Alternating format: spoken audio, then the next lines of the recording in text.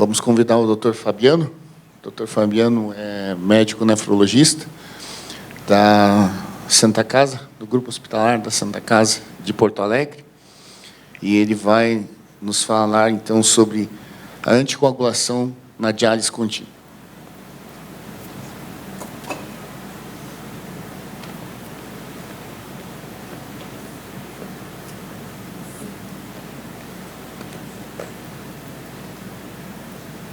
Boa tarde a todos.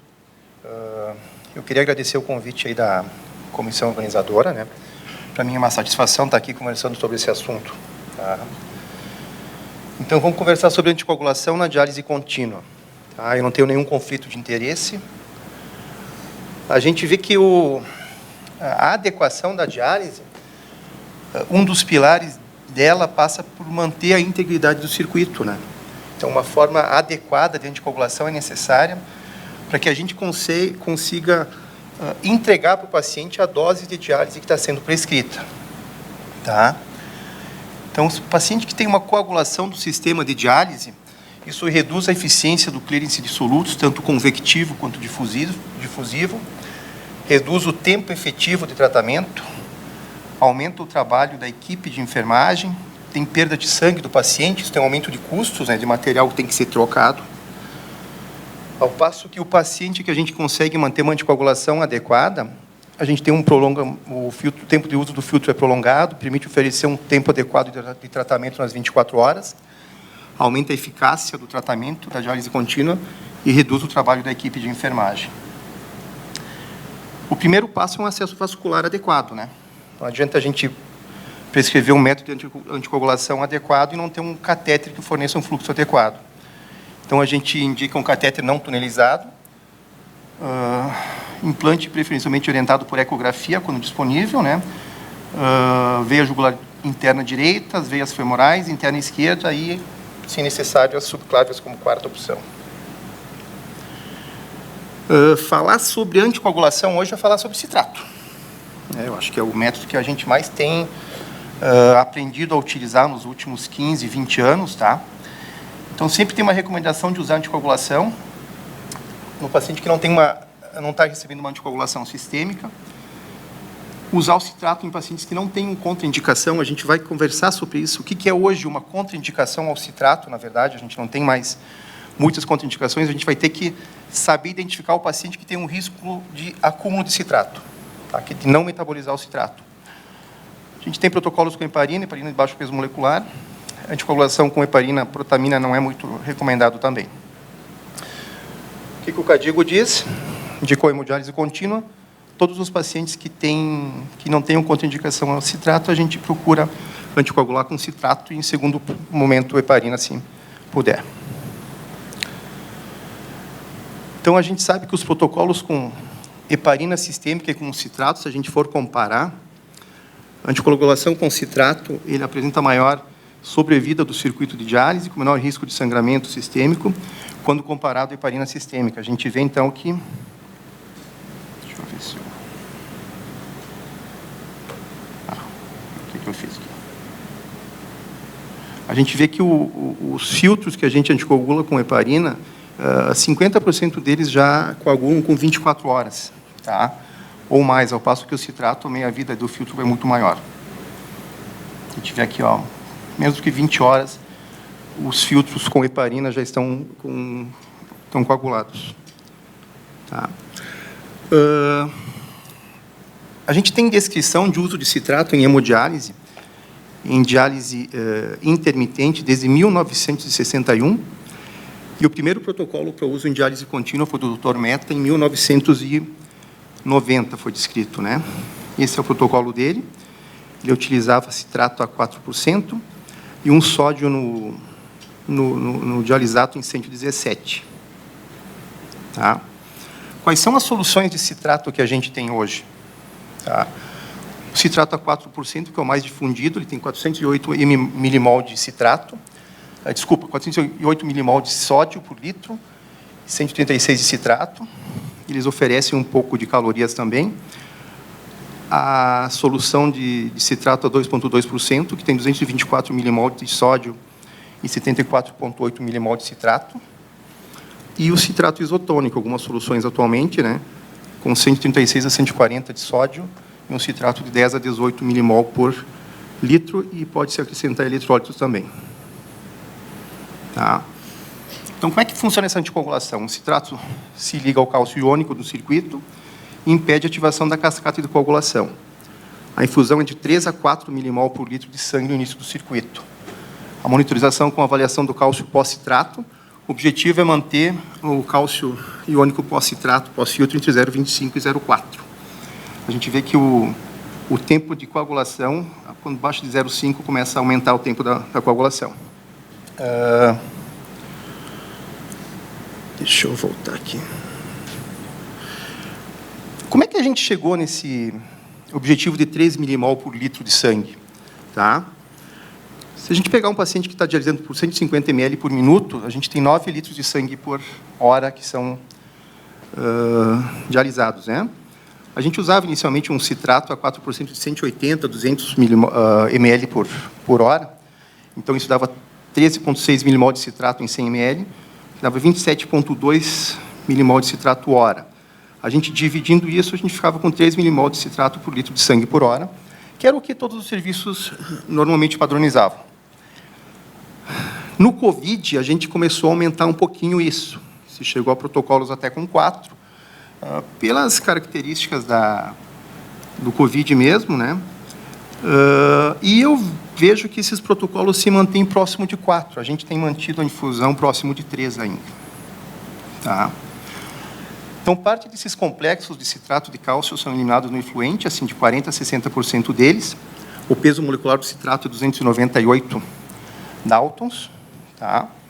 Os complexos de cálcio e citrato que retornam ao sangue são metabolizados em bicarbonato, principalmente no fígado. Tá? Tem menor efeito desse metabolismo no rins e no músculo esquelético. 1 milimol de citrato é convertido em 3 milimol de bicarbonato. Então, a gente sempre tende a usar uma solução com um pouco menos sódio, com menos bicarbonato, né, tanto no dialisante quanto a reposição. E a gente repõe cálcio continuamente e monitora o cálcio sérico do paciente, mantém entre 1 e 1,25 milimol por litro. Então, a reposição de cálcio é 2,2 a 3 mEq por litro. Tá?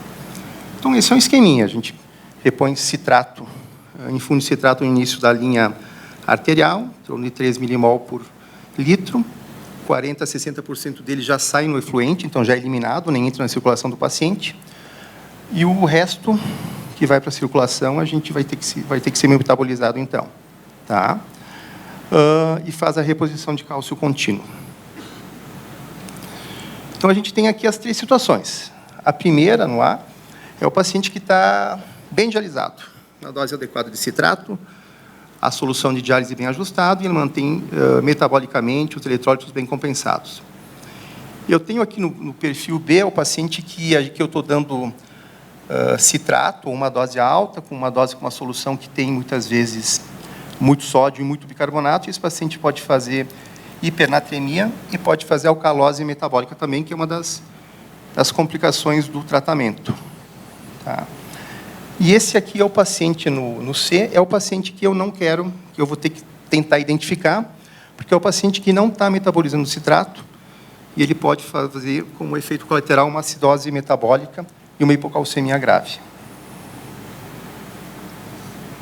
Tá. Quando a gente começou a usar citrato, sempre se falava, isso há 15 anos atrás, se o paciente tem disfunção hepática, não usa citrato. Mas, assim, qual é a disfunção hepática? Não se sabia essa resposta adequadamente. Então, foi se aprendendo a utilizar o citrato. Tá? Eu, então, acredito que, hoje em dia, assim, a gente não tem mais nenhuma contraindicação absoluta ao citrato. Até tem relatos de uso em transoperatório de transplante hepático, inclusive na fase anahepática. A gente vai ter que tentar identificar os pacientes que têm maior risco de não metabolizar o citrato. Tá? Que são os pacientes com disfunção hepática. O nível de bilirrubinas e o MELD não se mostrou preditor de não metabolização do citrato. Tem alguma coisa que diz que um TP menor do que 26% tem uma correlação com o risco dos pacientes não metabolizarem. E os pacientes que têm disfunção celular, um lactato elevado, principalmente pacientes com lactato acima de 4. Tá? O citrato pode ser utilizado nesses pacientes, mas tem que ser monitorado o acúmulo de citrato Como é que a gente monitora? Dosa o cálcio iônico e o cálcio total e o cálcio iônico. Essa relação, que normalmente é 2, quando o citrato não é metabolizado, esse complexo do citrato fica ligado ao cálcio circulando, então o cálcio total vai aumentando e o cálcio iônico fica baixo. Quando essa relação passar de 2,4, 2,5, é um dos sinais de que o paciente está acumulando citrato. Tá? Sempre observar sinais de hipocalcemia e acidose metabólica. Ter atenção aos pacientes que têm uma disfunção mitocondrial. Intoxicações medicamentosas por metformina, ciclosporina, paracetamol, propofol, que eles têm maior risco de não metabolizar o citrato também. Então, aqui a gente tem uma situação normal, que o paciente tem um choque, uma falência hepática severa, o nível de que ele vai começar a acumular o citrato vai ser mais precoce. Tá. Uma outra alternativa, a gente não tem na Santa Casa, mas alguns centros têm, é fazer a dosagem da citratemia, do citrato sérico, né? Então, a gente sabe que o citrato, quando for acima de 0,85 milimol por litro, ele tem já um indicativo de diagnóstico de acúmulo de citrato nesses pacientes. Quais são as estratégias, então, que eu tenho para reduzir o acúmulo de citrato? Reduzir o fluxo de sangue, então a gente vai administrar menos citrato no paciente. Reduzir a infusão do citrato. Tá? Eu vou aceitar um nível de cálcio iônico pós-citrato maior. Aumentar o fluxo do dialisante, então eu vou tentar aumentar a depuração do citrato que vai sair no efluente. E manter um cálcio iônico sérico também próximo do limite inferior da normalidade. Se eu tiver um cálcio iônico em 1, eu vou precisar 1x de citrato para levar até 0,4. Se ele tiver em 1,2, 1,3, eu vou precisar uma dose maior. Tá certo. Só dar uma passagem, então, anticoagulação sistêmica. A gente tem alternativo de heparina para baixo peso molecular. E os antagonistas da trombina, paciente que tem trombocitopenia induzida por heparina. Sempre lembrar que, antes de prescrever, a gente tem que ver se não tem alguma contraindicação ao uso de heparina, né? A heparina pode ser utilizada 5 a 15 unidades por quilo, infusão contínua depois em bolos, depois infusão contínua de 5 a 10 unidades por quilo, mantém o KTTP em 1,2 a 1,5 normal, monitora o KTTP e vigia sangramentos. E tem alguns protocolos com heparina e protamina também, tá? Mas isso se questiona, porque infunde heparina pré-filtro, a protamina pós-filtro, mas a farmacocinética das drogas está modificada, os pacientes que têm disfunção renal. Então, a gente não consegue fazer esse ajuste adequado e ter segurança que esses pacientes não vão ter uma anticoagulação sistêmica, e sem contar do risco da protamina, que está associado com hipotensão e reação anafilática. Esse é um resumo dos protocolos que tem. E só lembrar um outro fator também para a gente manter um sistema íntegro, que é a fração de filtração. A gente tem que manter uma fração de filtração baixa. Então, quando eu vou administrar um alto volume de transporte convectivo, eu tenho que ter esse cuidado para não concentrar muito o filtro, que também é um fator que vai levar à coagulação do sistema de diálise. Obrigado.